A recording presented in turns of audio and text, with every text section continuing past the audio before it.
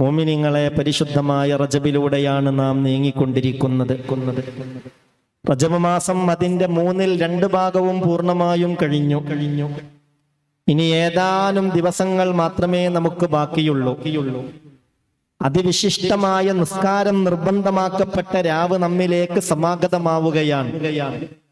ആ രാവിൽ നമ്മുടെ പ്രിയപ്പെട്ട നബിക്ക് അല്ലാഹു വലിയ ആദരവ് നൽകിയത് കൊണ്ട് ഒരു യഥാർത്ഥ മുഅ്മിൻ അതിൽ സന്തോഷിക്കുകയും ആ രാവിൽ എന്തെങ്കിലുമൊക്കെ ഒരു മധുരണ്ടാക്കി ആ സന്തോഷം പ്രകടിപ്പിക്കുകയും ചെയ്യും.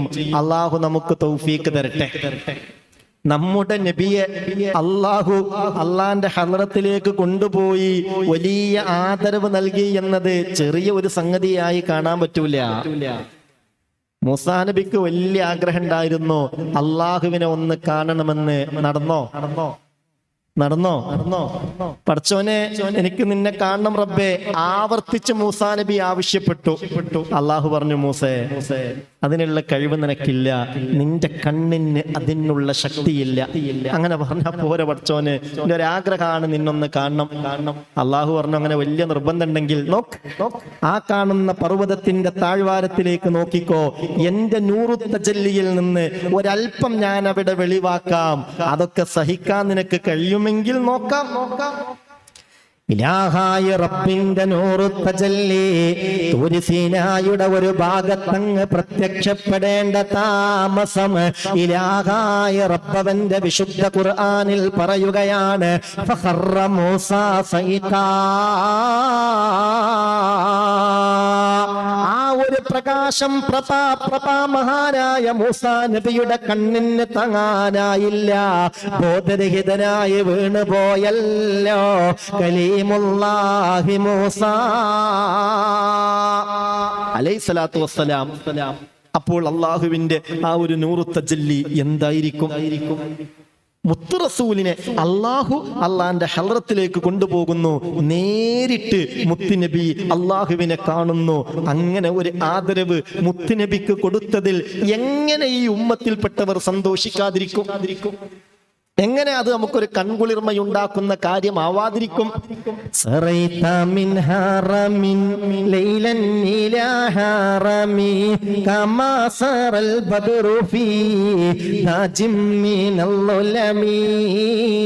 ചൊല്ലി മൗലായ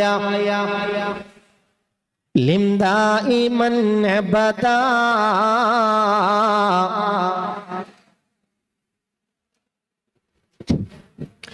وبت ترقى إلى أن نلت منزلة من قاب قوسين لم تدرك ولم ترمي مولاي صل وسلم على حبيبك خير. നബിയെ, ഒരു ഇരുട്ടുള്ള രാത്രിയിൽ പൂർണ്ണചന്ദ്രൻ ആ ഇരുളിനെ ഭേദിച്ചുകൊണ്ട് ആ ചന്ദ്രൻ സഞ്ചരിക്കുന്നത് പോലെ മക്കയിലെ മസ്ജിദുൽ ഹറമിൽ നിന്ന് ഫലസ്തീനിലെ മസ്ജിദുൽ അഖ്സയിലേക്ക് നിങ്ങൾ സഞ്ചരിച്ചു, രാപ്രയാണം നടത്തി. അതുകൊണ്ട് അവസാനിച്ചോ? ഇല്ലല്ലോ, അതുകൊണ്ടും അവസാനിച്ചില്ല. أنلت منزلة من قاب قوسين لم تدرك ولم ترمي. അതും കഴിഞ്ഞ് ആകാശങ്ങൾക്കപ്പുറത്തേക്ക്, സിദ്റത്തുൽ മുന്തഹയുടെയും അപ്പുറത്തേക്ക്, ബഹ്റുന്നൂറിന്റെയും അപ്പുറത്തേക്ക്, ഇലാഹായ റബ്ബിന്റെ ഹളറത്ത് ഖുദ്സിയിലേക്ക് അല്ലാഹു നിങ്ങളെ കൊണ്ടുപോയി. അമ്പും വില്ലും അടുക്കുന്നതിനേക്കാൾ അല്ലാഹുമായി അങ്ങ് അടുത്തല്ലോ നബിയേ. അതൊരു ചെറിയ സംഗതിയാ? അതൊരു ചെറിയ വിഷയ? ജിബ്രീൽ അലൈഹി സ്വലാത്തു വസ്സലാമിന് പോലും പ്രവേശനാനുമതി കൊടുക്കാത്ത പരിശുദ്ധ കേന്ദ്രത്തിലേക്കാണ് മുത്തുനബി അള്ളാഹു കൊണ്ടുപോയത്. അതിൽ മുത്തുനബിയുടെ ഉമ്മത്തിന്, നബിയെ സ്നേഹിക്കുന്നവർക്ക് സന്തോഷമില്ലാതിരിക്കുവോ? എന്തിനാണ് ചിലർ അങ്ങനെ മിഅ്റാജിനൊരു പ്രത്യേകതയൊന്നുമില്ല, ഇസ്രായിന്റെ രാവിന് പ്രത്യേകതയൊന്നുമില്ല, അങ്ങനെ ഒരു സംഭവം ശരിക്കും ഉണ്ടായിട്ടല്ല എന്നൊക്കെ പറഞ്ഞ് ഈ ഖുർആനെയും ഹദീസിനെയും ഒക്കെ നിഷേധിച്ച് ഈ ഉമ്മത്തിനെ ഈ നന്മയിൽ നിന്ന് അകറ്റാൻ ശ്രമിക്കുന്നത്? അള്ളാഹുവേ, റബ്ബ ചതിയത്തൊട്ടൊക്കെ നമ്മളെ കാത്തുരക്ഷിക്കട്ടെ. അള്ളാഹു ആ ചതിയത്തൊട്ട് നമ്മളെ കാത്തുരക്ഷിക്കട്ടെ. പ്രിയപ്പെട്ട സഹോദര സഹോദരി, ഹബീബായ നബിക്ക് അള്ളാഹു നൽകിയ ഫളലാ പറയുന്നത്. ജിബ്രീൽ അലൈഹി സ്വലാത്തു വസ്സലാമിന് പോലും പ്രവേശനാനുമതി നിഷേധിച്ച കേന്ദ്രത്തിലേക്ക് മുത്തുനബിയെ കൊണ്ടുപോയെന്ന് പറയുമ്പോൾ ആ മുത്തുനബിക്ക് അള്ളാഹു നൽകുന്നൊരു മഹത്വം എത്രയാണ്! ബഹ്റുന്നൂറിന്റെ അടുത്ത് എത്തിയപ്പോ ജിബ്രീൽ അലൈഹി സ്വലാത്തു വസ്സലാം പറയുന്നുണ്ട്, നബിയെ, ഇനി നിങ്ങൾ തനിച്ചു പോകണം, ഞാൻ കൂടെ ഉണ്ടാവില്ല. അപ്പോൾ പറഞ്ഞു നബി പറഞ്ഞു, അല്ല ജിബ്രീൽ, നിങ്ങൾ എന്താണ് ഈ പറയുന്നത്? മക്കയിൽ നിന്ന് ഇത്രയും നേരം എന്നെ കൂട്ടിക്കൊണ്ടുവന്നത് നിങ്ങളല്ലേ? പല അത്ഭുതങ്ങളും ഞാൻ കണ്ടു, പല സംശയങ്ങളും എനിക്കുണ്ടായി, അതിനൊക്കെ നിവാരണം നടത്തി തന്നത് നിങ്ങളല്ലേ ജിബ്രീൽ? പിന്നെ നിങ്ങൾ പറയാ ഇനി അങ്ങോട്ടില്ലാന്ന്, അത് പറ്റൂല, കൂടെ വരണം. അപ്പോൾ ജിബ്രീൽ അലൈഹി സ്വലാത്തു വസ്സലാം പറയുന്നുണ്ട്, നബിയേ, ഇതിനപ്പുറത്തേക്ക് ഇന്ന് വരെ ഒരു മലക്കോ മനുഷ്യനോ ജിന്നോ കയറിയിട്ടില്ല, കയറാൻ അല്ലാഹു അനുവാദം നൽകിയിട്ടില്ല. ഇതിനാദ്യമായി അല്ലാഹു തെരഞ്ഞെടുക്കുന്നത് നിങ്ങളെയാണ്. ഞാനെങ്ങാനും ഇതിനപ്പുറത്തേക്ക് കടന്നു വന്നാൽ ഞാനങ്ങ് കത്തിച്ചാമ്പലാകും നബിയേ. അതുകൊണ്ട് ദൈനി തഖദ്ദം യാ ഹബീബി ലാ തഖഫ് അബ്ശിർ തുനാജി റബ്ബകൽ ഖയ്യൂമാ സല്ലു അലൈഹി വസല്ലിമു തസ്ലീമാ. دعني تقدم يا حبيبي لا تخف أبشر تناجي ربك القيوم صلوا عليه وسلموا تسليما. നിങ്ങൾ സധൈര്യം മുന്നോട്ട് പോകണം നബിയെ.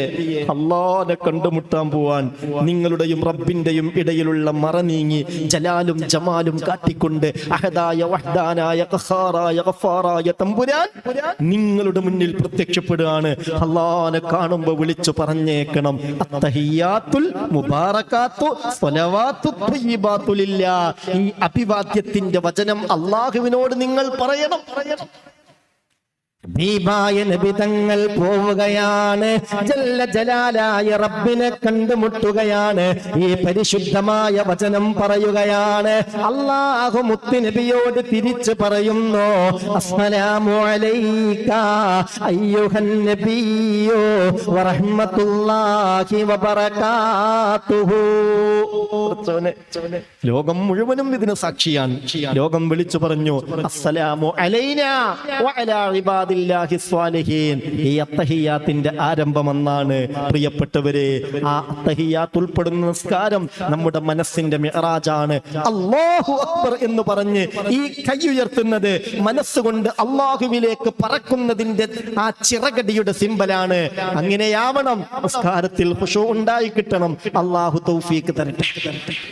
ചുരുക്കത്തിൽ ഞാൻ പറഞ്ഞു വന്ന കാര്യം, ഇങ്ങനെ ഒരു ആദരവ് നമ്മുടെ നബിക്ക് അള്ളാഹു നൽകിയ ഈ ഒരു പുണ്യപ്പെട്ട രാവ് നമ്മിലേക്ക് വരുമ്പോൾ നന്ദി കാണിക്കണം, സന്തോഷിക്കണം, എന്തെങ്കിലുമൊക്കെ മധുരം വീട്ടിലുണ്ടാക്കണം. അതിന് നന്ദിയായി റജബ് 27 അന്ന് ഇൻഷാ അല്ലാഹ് നമുക്കൊക്കെയും നോമ്പെടുക്കണം. അള്ളാഹു തൗഫീഖ് തരട്ടെ.